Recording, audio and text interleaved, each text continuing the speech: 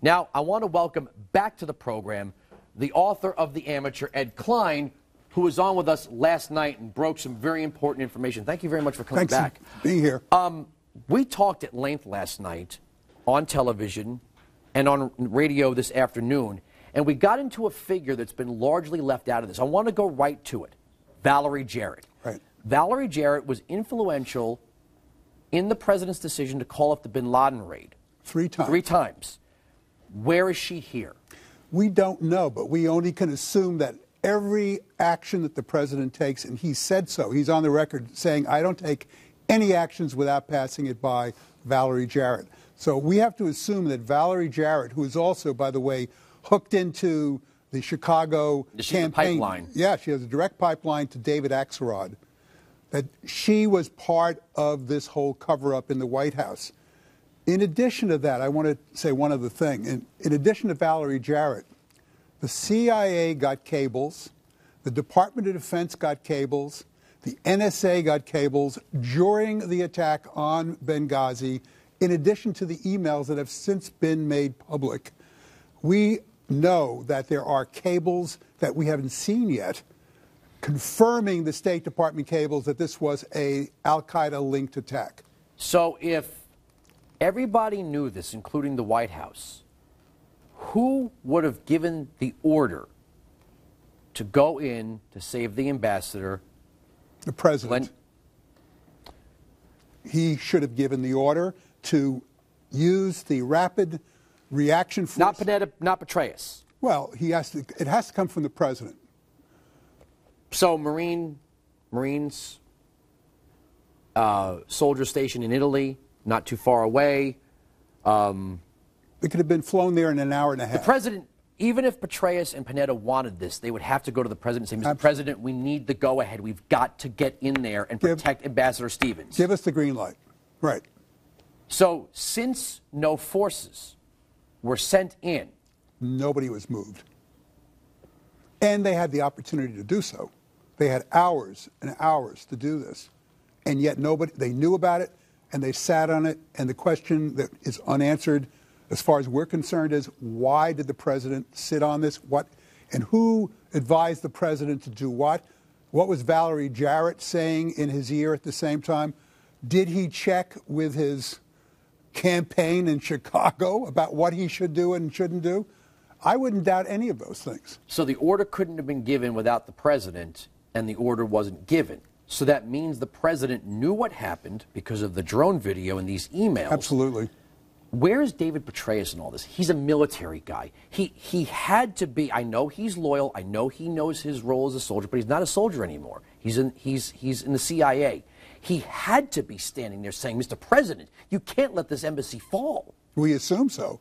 But, you know, I have nothing against General Petraeus, who no longer is general. He's the head of the CIA, but he's in civilian clothes now. He, from the age of 18, when he went to West Point, to the time he finally resigned his 4-star commission, he always obeyed the orders coming from on top.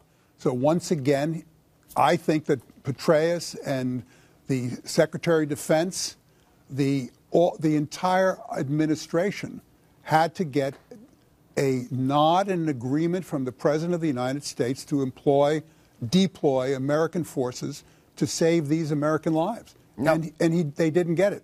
For the record, you've been doing this for a long time. New York Times Magazine, Newsweek, Vanity Fair. You're not a fresh out of journalism school graduate. Right. You've been covering this for quite some time. Right. You know the Clintons. The Obamas and the Clintons have a very behind-the-scenes tense relationship. To put it mildly. To put it mildly. I said to you last night, and I think I stand corrected, that it seemed like Obama out-Clintoned the Clintons.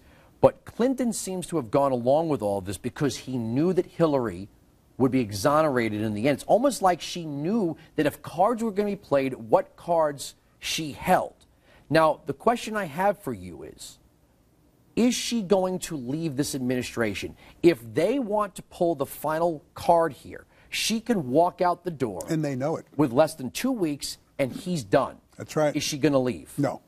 She's going to stay? I can't imagine that she would resign, because if she resigned, as you say, it would bring down the entire administration. He would lose the election, and she would be essentially blamed by the left-wing base of the party. Now, where does Bill stand on this? I checked that out just before I came here on your show. I called some of my sources. They say that Bill Clinton... And your sources are on the... My sources are in the legal team that the Clintons have put together to advise Hillary on what she should say if she's subpoenaed, what documents she has to make public if they are subpoenaed, and so forth. And this legal team, these people tell me that Bill has been urging her to release more, I shouldn't say more, to release, who knows who released these documents we've seen so far, but to exonerate herself by releasing the documents that prove that, according to him, that she actually asked to beef up the security in Benghazi. But if she releases this, it's just as good as her walking out, because if she says, I'm not to blame here, it goes to the White House. He didn't send, we know how this works. He still loses. She's still to blame. That's right. And so, therefore, she's arguing back and, in fact, not taking Bill's advice. They've had big fights about this for weeks now, for 2 or 3 weeks. I mean, they always fight about everything. It's part of their marriage. And he wants her to release this, and she will not, because she says ultimately she'll be exonerated and she will not be tarred with the blame for bringing down this administration. If she couldn't provide this security, if she was asking for security, right, who was she asking, and who would be in position to say no?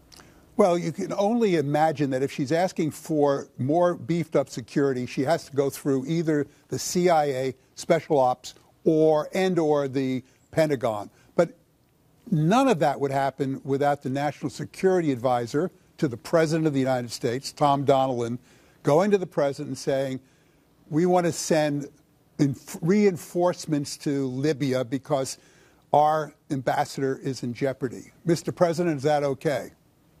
And what did he say? Apparently he said, not yet, my friends.